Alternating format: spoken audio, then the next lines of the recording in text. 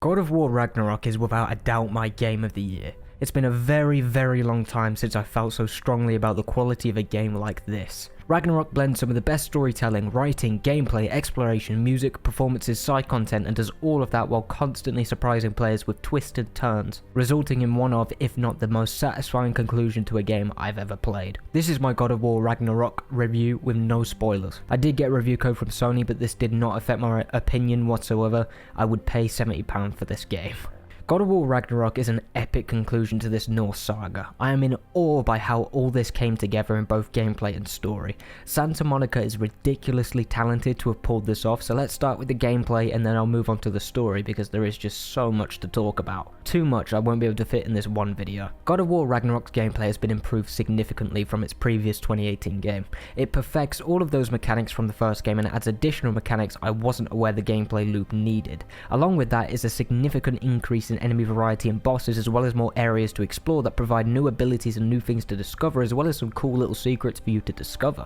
The combat is just as great as you remember. No, actually, it's far better than you remember. Every weapon has additional abilities and new animations to make you go fuck yeah when Kratos spins them in the air and cuts those dudes in half. It is so satisfying to this day, and it's even better here. Enemies now have way more moves for you to focus on, including a lot of mini bosses that are really cool little fights that keeps your brain on. You've got to focus more on defense this time around until the late game when you finally wrap your head around the new abilities and start doing some insane shit. I obviously can't show you those elements because of spoilers. You have to go in fresh with Ragnarok, man. I feel for anyone who had any of the elements spoiled for them. I'll try to avoid as many gameplay spoilers as possible with abilities, but there's only so much I can capture within the time frame of no spoilers, so I'll let you know when that comes along. Exploration is so much better in Ragnarok. Around every corner is something new, a new side quest or a new boss, or hell, there are moments where you just go to check a corner for like an item and end up discovering an entirely new location that is about the size of Helheim from the original game, and it's all side content. You don't have to do it.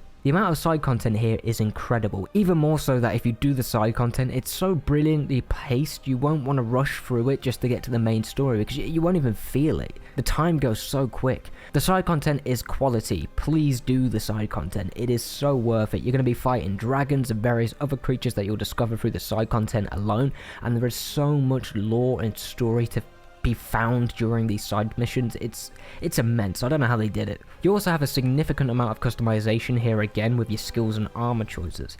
Unfortunately, it is still a pretty weak element of the game compared to other things like the actual combat system, but I think it's good enough for it to still be worth putting in the game. Now, I want to quickly address some of the puzzle complaints that I've seen on Twitter. Apparently, people found your companions to be annoying when it comes to puzzle solving.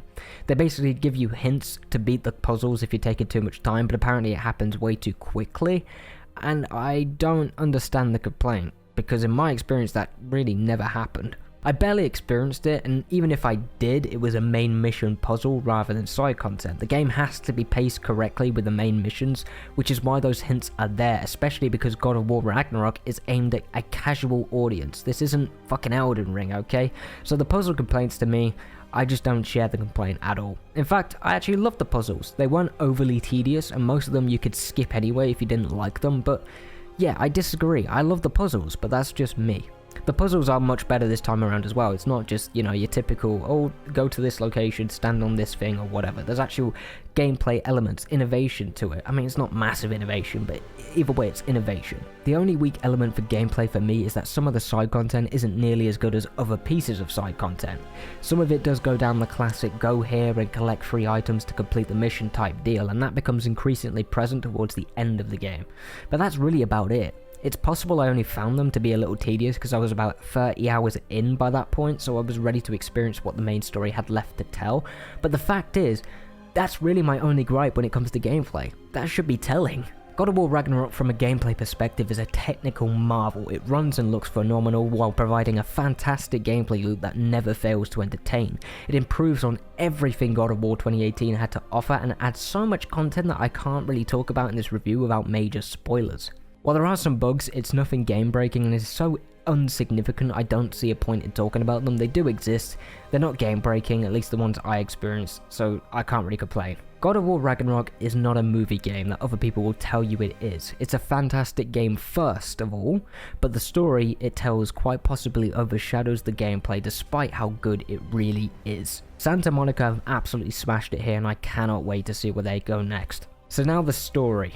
It's going to be so difficult to talk about this without spoilers, so if I repeat myself, I apologize, but yeah, let's get into this. There are spoilers for God of War 2018, naturally, because the story is a continuation, okay? So let's get into this. I don't even know where to start, to be honest with you. It's been a long time since I've felt anywhere near as passionate as I do for a story like this. The power of God of War 2018 was its emotional core. Watching Kratos and Atreus break through each other's barriers, desperate for trust and love, was extremely powerful. So when I say God of War Ragnarok is so much better, I'm not kidding. Ragnarok brings everything 2018 did, but expands on it in so many ways that it is just simply satisfying. God of War Ragnarok continues almost every plot point from 2018 and expands upon it. It adds various plot threads, all of which are fantastic and have a reason to be there. It adds new characters, all of which are likable and evil when needed, while leaving some incredible twists that keep you on your toes, but all of this is in service to Kratos and Atreus. Kratos and Atreus is the key to this Norse saga. Christopher Judge and Sonny Suljic, I think the kid's name is, give possibly my favourite performance in any game of all time. It's layered with subtlety along with those big emotional moments, and it just feels natural. I have to admit I was in tears in certain parts, not because the stakes were high or something epic and plot ending happened, but because of a simple conversation or a small hug. That's all I needed to get emotional. Something like that is incredibly hard to pull off. It just goes to show how great these performances are. And the direction. The writing and direction is simply phenomenal. The writing in particular really caught me off guard. God of War 2018 had terrific writing as well, but here it's pretty much flawless for me. The jokes land, the emotional beats land, the soft and somber moments land, the moments without dialogue land, and finally some lines in this story has a chance to change your whole perspective on aspects of your life and tackle some really hard-hitting themes.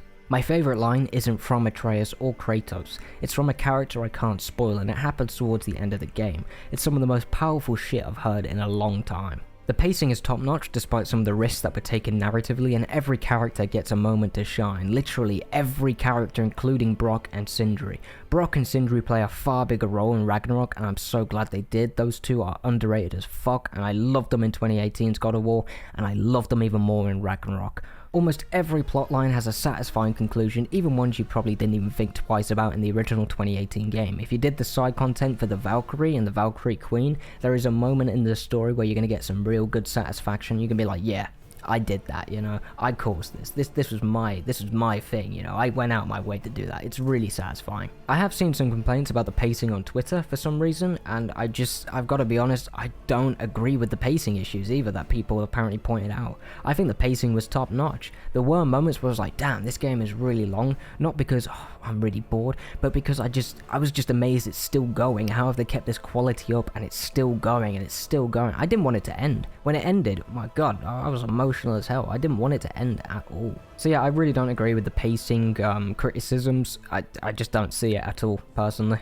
I've also seen some people complain about how Santa Monica handled Thor and Odin, and I'm sorry, but once again, I don't get it. Santa Monica threw away the whole action figure type thing these gods are usually associated with, and decided to create some incredible characters that happen to be called Thor and Odin. I absolutely love the direction these characters took. I can't spoil anything, but you will not be disappointed. These are the best versions of these characters I've ever experienced. I loved every second when they were on screen, and once again, had so many subtleties and twists and turns that I really can't wrap my head around. The writing team behind Ragnarok are just fucking incredible. I have no other words for it. God of War Ragnarok is a one-of-a-kind experience. The gameplay has been improved and innovated to a point that impressed me. The soundtrack composed by Bear McCreary brought too many emotions out of me. The character work is possibly the best I've ever experienced in a video game, and the story itself was written to pretty much perfection for what I want out of stories. It explores so many themes and handles them with a maturity we rarely see from games like this. The pacing is top notch, the performances are incredible, the writing is phenomenal, and it all leads to one of the most satisfying endings I've ever experienced, not because it's epic, but because of its emotional core that has been there from the very start back in 2018. It's everything I want out of this industry. God of War Ragnarok perfectly weaves its various themes of love, family, grief, power, and fate into a gameplay experience like no other.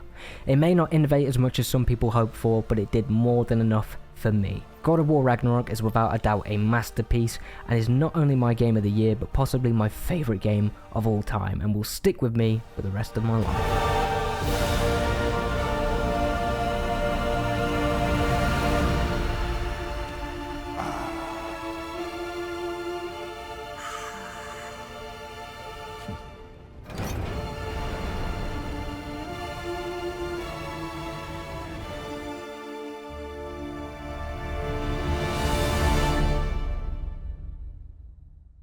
Thank you for watching, and keep it classic.